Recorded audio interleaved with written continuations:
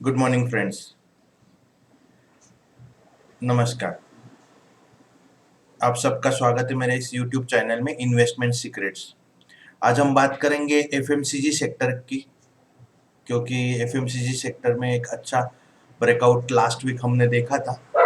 हमने कुछ shares bye करने के लिए अपने टेलीग्राम चैनल पे इन्वेस्टर लोगों को एडवाइस किया था।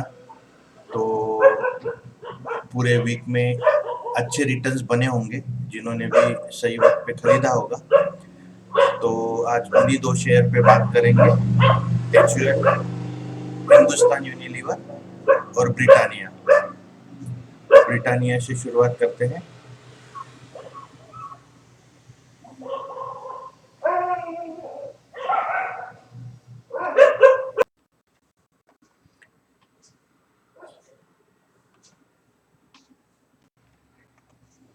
तो ये ब्रिटानिया का चार्ट है।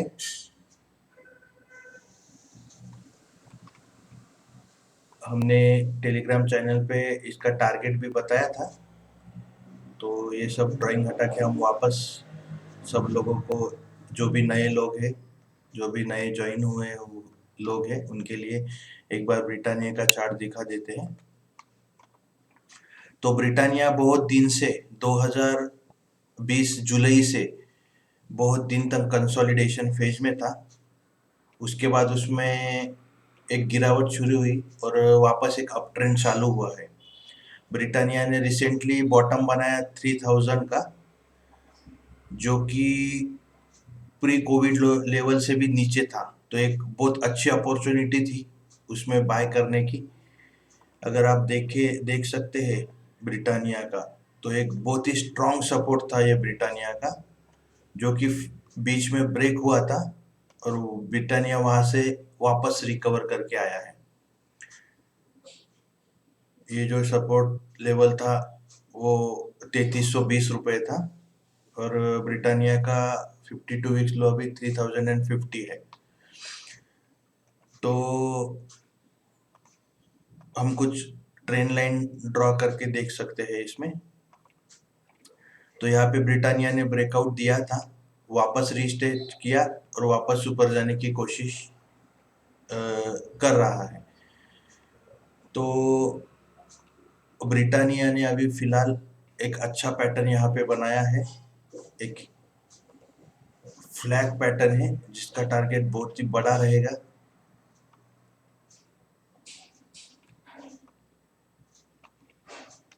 तो ये ब्रिटानिया का फ्लैग का टारगेट हो जाएगा, लेकिन उससे पहले ब्रिटानिया को ये जो टॉप बना हुआ है, ये टॉप रेजिस्टेंस पॉइंट साबित होगा। तो ये उसका टारगेट 1 हो जाएगा ब्रिटानिया के लिए। तो टारगेट 1 हमारा 4125 रुपये है और दूसरा टारगेट है 4340 रुपये।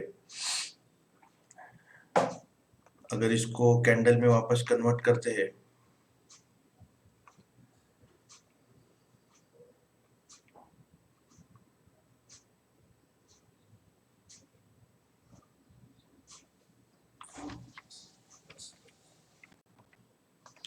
अगर हम ठीक से देखेंगे, इस फॉलिंग वेज में ब्रिटानिया ने और एक पैटर्न बनाया है, उसको भी ड्रॉ करने की कोशिश करते हैं और फिर वापस एक ट्रेंड लाइन हम ड्रॉ करेंगे।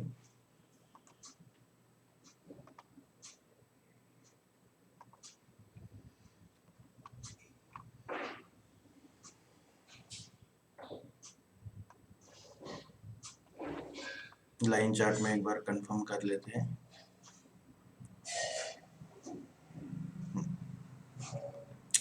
तो अगर यहाँ पे आप ऑब्जर्व करोगे, तो जब ब्रिटानिया एक फॉलिंग वेज में फॉल हो रहा था, तो ब्रिटानिया ने एक inverse head and shoulder pattern यहाँ पे बनाया है। ये एक रिवर्सल पैटर्न कहा जाता है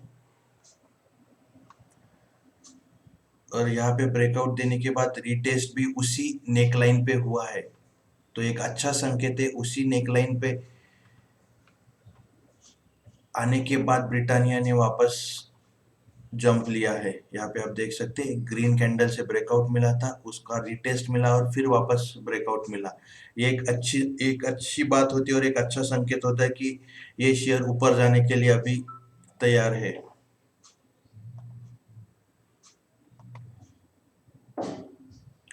तो इसका जो डेप्थ रहता है वो उसका टारगेट बन जाता है।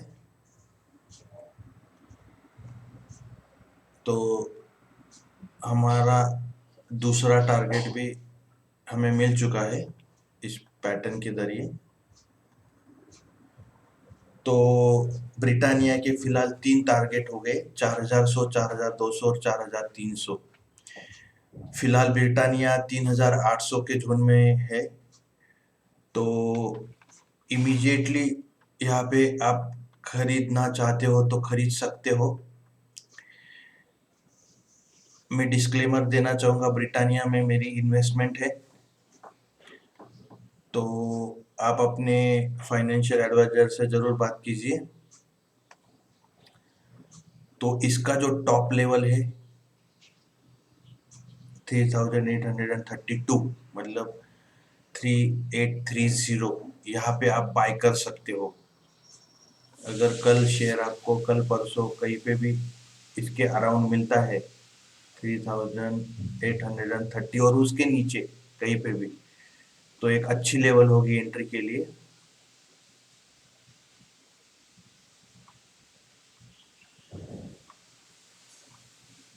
ब्रिटानिया का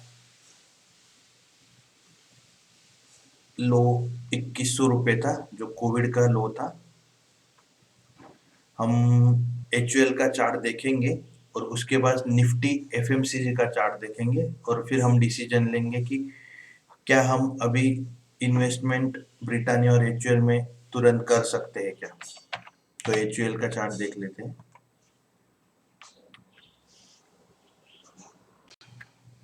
तो ये HUL का चार्ट हो गया। तो HUL भी एग्जैक्टली ब्रिटानिया की तरह पैटर्न बना रहा है। तो ये जो फॉलिंग ट्रेंड था उसका हमें ब्रेकआउट मिला था, वो रिटेस्ट हुआ और यहाँ पे जो नेक लाइन है इस पैटर्न की, ये मैं थोड़ा हटा देता हूँ और फिर समझाने की कोशिश करता हूँ।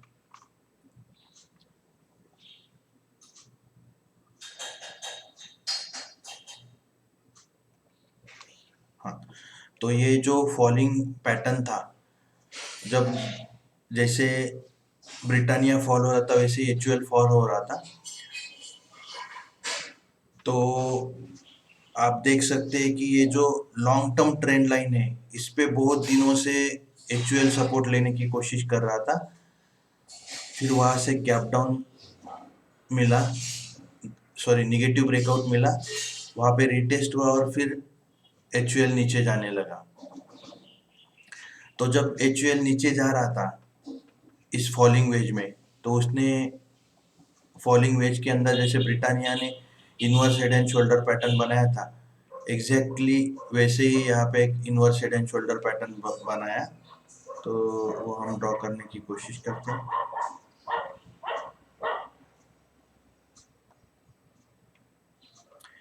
तो उसका एक शोल्डर ये हो जाएगा,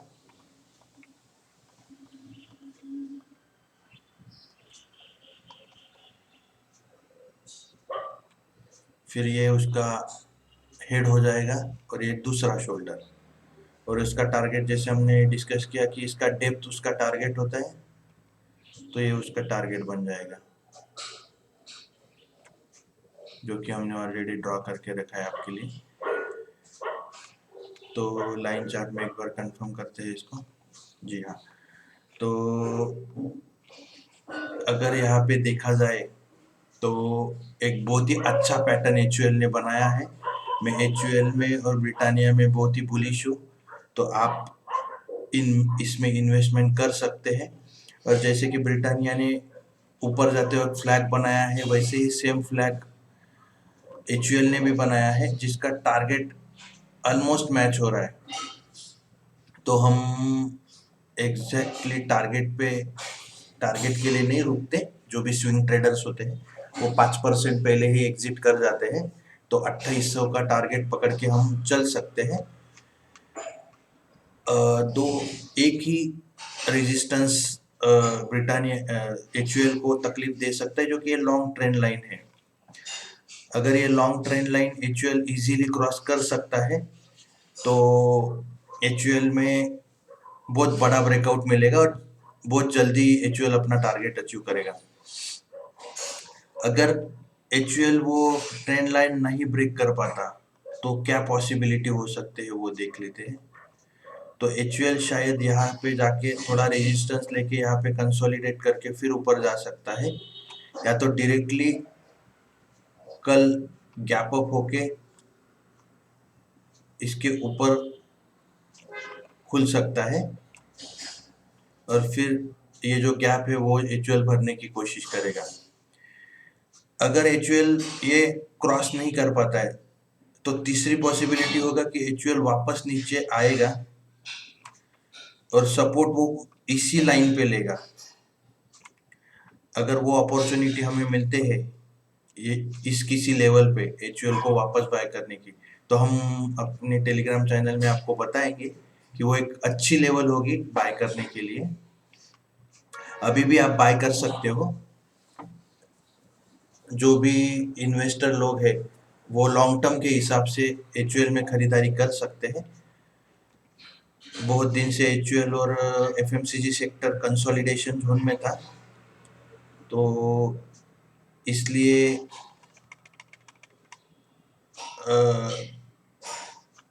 बहुत लोगों का पैसा एचयूएल में अभी तक बन नहीं पाया था। तो ऑलमोस्ट 2 ढाई साल से एचयूएल ऑलमोस्ट उसी लेवल में था, 2000 और 2300 के 2400 के बीच में। लेकिन इस बार वो एचयूएल वो रेजिस्टेंस क्रॉस करेगा। एक बार निफ्टी एफएमसीजी देख लेते हैं।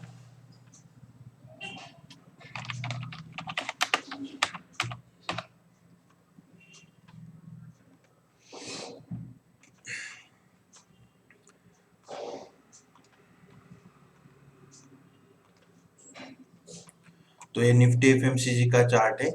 जिस दिन यहाँ से ब्रेकआउट मिला था, ये ग्रीन वाला कैंडल, तो मैंने आपको सबको बताया था कि यहाँ से अपने को एफएमसीजी सेक्टर में बहुत अच्छी रैली मिलने वाली है। बीच में थोड़ा सा ओवरबॉट होने के कारण 1-2 दिन करेक्शन आया था, अभी भी थोड़ा ओवरबॉट ही है, तो एफएमसीजी सेक्टर में थोड़ा सा करेक्शन आएगा। लेकिन जो पैटर्न एफएमसीजी सेक्टर यहाँ पे बना रहा है वो बहुत ही बड़ा और बहुत ही अच्छा पैटर्न उसने बनाया है। ये वापस एक फ्लैग बनाने की कोशिश एफएमसीजी सेक्टर ने की है और एक बहुत ही अच्छा ब्रेकआउट भी उसका मिल चुका है हमें।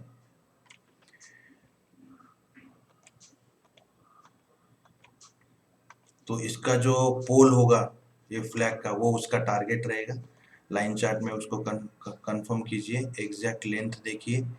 यहाँ से पोल हुआ, पोल की ये हाइट हो जाती है, तो ये मिनिमम टारगेट लाइन चार्ट में हमें मिनिमम टारगेट मिलता है, कैंडल में मैक्सिमम टारगेट मिलता है। तो हम हमेशा मिनिमम टारगेट के लिए ही स्विंग ट्रेडर कोशिश करते हैं। तो एफएमसीजी सेक्टर अभी यहाँ से जो करंट लेवल है वो मुझे लगता है 41,000 का है। 41,500 पे अभी करंटली ट्रेड हो रहा है। तो उसका लेवल, उसका जो टारगेट है वो 44,000 का है, मतलब 3000 पॉइंट्स हम ऊपर की बात कर रहे हैं। तो ये एक बहुत ही बड़ा टारगेट है। लेकिन मेरे हिसाब से यहाँ पे थोड़ा सा कंसोलिडेशन होके, तो यहाँ पे जो भी ये जो ट्रेंड लाइन है, जो टॉप बने हुए हैं, यहाँ पे थोड़ा सा एफएमसीजी सेक्टर में प्रेशर दिख सकता है। 1-2 दिन करेक्शन देखने को मिल सकता है यहाँ पे इस लाइन के ऊपर। अगर ऊपर चला भी जाता है तो वो वापस रिटेस्ट करने आएगा। तो जो भी क्वांटिटीज आप बाय करेंगे एफएमसीजी सेक्टर में वो धीरे धीरे कीजिए, एकदम से बड़ी क्वांटिटी नहीं लेनी है। हमने यहाँ पे ऑलरेडी बाय किया है 25%, तो हम यहाँ पे ऊपर जाने के बाद और एक बार बाय करेंगे। यहाँ पे, और जैसे ही वो ब्रेकआउट देके वापस रीटेस्ट करके ऊपर आएगा और 25% क्वांटिटी बाय करेंगे। तो एचयूएल और ब्रिटानिया में हमने ऑलरेडी अच्छे गेन्स लिए हुए हैं लास्ट वीक में, तो इस वीक में उसकी मूवमेंट हम ट्रैक करेंगे और आपको अपडेट करते रहेंगे हमारे यूट्यूब चैनल में, सॉरी हमारे टेलीग्राम चैनल में। तो यहाँ पे भी मैं एक डिस्क्लेमर देना चाहता हूँ, मैं कोई सेबी रजिस्टर्ड एडवाइजर नहीं हूँ। मैं जो भी अपने व्यूज इस चैनल पे देता हूँ वो सिर्फ एजुकेशनल पर्पज के लिए है। तो कोई भी इन्वेस्टमेंट करने से पहले अपने फाइनेंशियल एडवाइजर से ज़रूर बात कीजिए। तो कमेंट सेक्शन में ज़रूर मेंशन कीजिए कि आपको ये वीडियो कैसा लगा, और जो भी लोगों ने एफएमसीजी सेक्टर में इन्वेस्टमेंट किया था वो भी कमेंट सेक्शन में बता सकते हैं कि उनको कितना परसेंट गेन हुआ था। थैंक यू वेरी मच दोस्तों, वापस मिलेंगे मेरे नए वीडियो में।